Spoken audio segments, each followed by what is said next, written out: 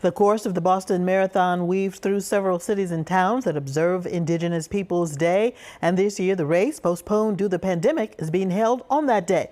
After receiving criticism for selecting that date, the Boston Athletic Association issued an apology and announced a number of ways it plans to honor the marathon's Indigenous history, including acknowledging that much of the race course is on Indigenous ancestral homelands.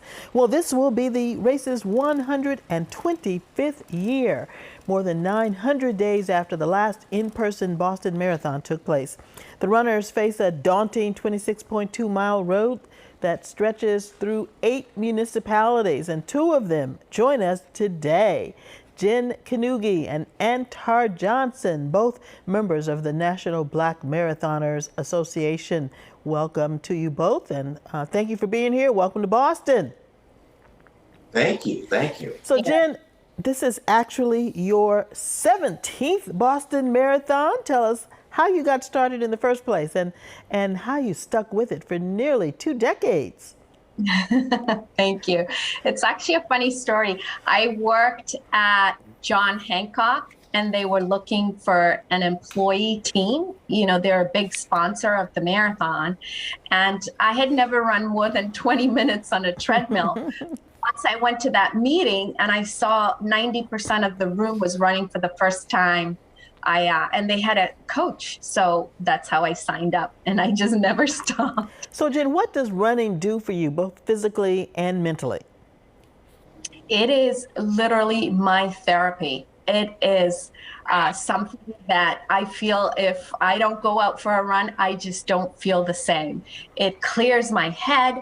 I'm able to problem solve, and it just makes my day. Antar, how about you? How did you get into running, and what have been some of the benefits that you've gotten out of this sport? I got into running basically after doing a lot of like CrossFit, and eventually that developed into the sort of like obstacle course races. And eventually I just noticed that what I really like to do is run as opposed to doing all these other things. And so I never really thought I would become a marathoner. The most I would run would be like a 5K. But eventually I made a promise to a mentor of mine that I was going to run a marathon. And unfortunately he passed. But I kept that promise. And so since 2018, I've been running marathons. And this Boston Marathon will be my 9th marathon. I was going to say, meanwhile, while I started to run marathons, some of my more seasoned running friends told me about the 6 world marathons, which are Boston, Chicago, New York, London, Tokyo, and Berlin. And they told me about this goal of running the 6 world marathons and how there's very few people that have done it, like less than 7,000 in the world.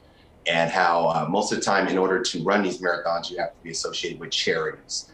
And so I thought that that would be a great way for me to become a better runner and also do good for the greater good. And so I've been associated with all the, so far I've run 4 different, Boston will be the 4th, world marathons, and each one has been associated with a charity. And to date, I've raised more than $20,000. That's great.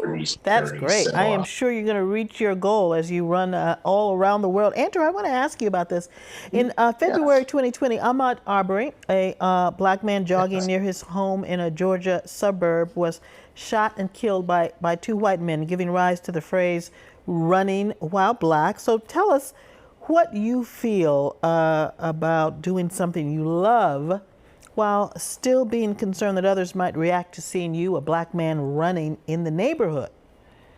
Yeah, I was going to say Ahmaud Arbery's death hit the running community and me in particular. It is a fear of mine. Basically, wherever I travel to, I think there's no better way to see those places than to run. And so I run literally like all over the world. And And in particular, I live in a Washington, D.C. suburb where a lot of people don't look like me that run recreationally. And so it is something that my wife and my daughter have voiced concern about. And so I have always thought about that. But that moment when he was taken from us and chased down and murdered, it crystallized some of my thoughts that while I'm running that I would think about. And actually our running community, like the National Black Marathon Association, we were able to vocalize some of our fears that we probably didn't actually say. We would think them while we're running, but we didn't have the group to actually say it. And so we saw that a lot of us was feeling that way. And so we actually did it was basically the larger Black running community. We participated with other like-minded individuals and did a memorial sort of for Mr. Arbery, and that we all ran 2.23 miles.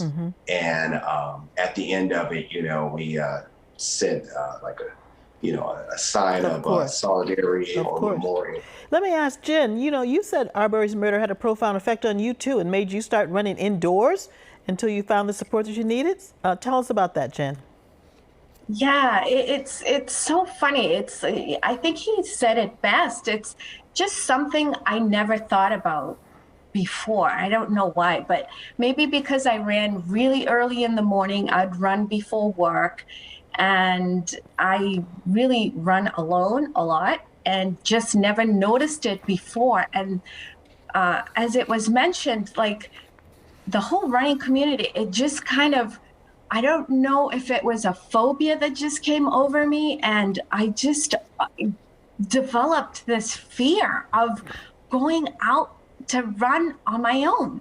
And it's something I had done daily on my own. So I did a lot of my training last year, the pandemic virtual marathon, on a treadmill, which people will tell you is not ideal. But you're okay now?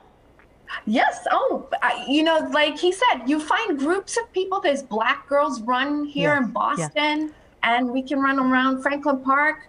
I have lots of friends here too, but it's just something that you're more aware of now. Okay, Jen and Antar, we hope you keep that joy that you find in running, and congratulations to you both for your participation in the Boston Marathon. We'll be keeping our eye out for you. Thank you so much. All right, be well. And thanks to all of you for watching. We want to make sure you follow us on Facebook, Instagram, and Twitter at CityLine5. And you can follow me on Twitter at Karen Holmes Ward. Have a good afternoon.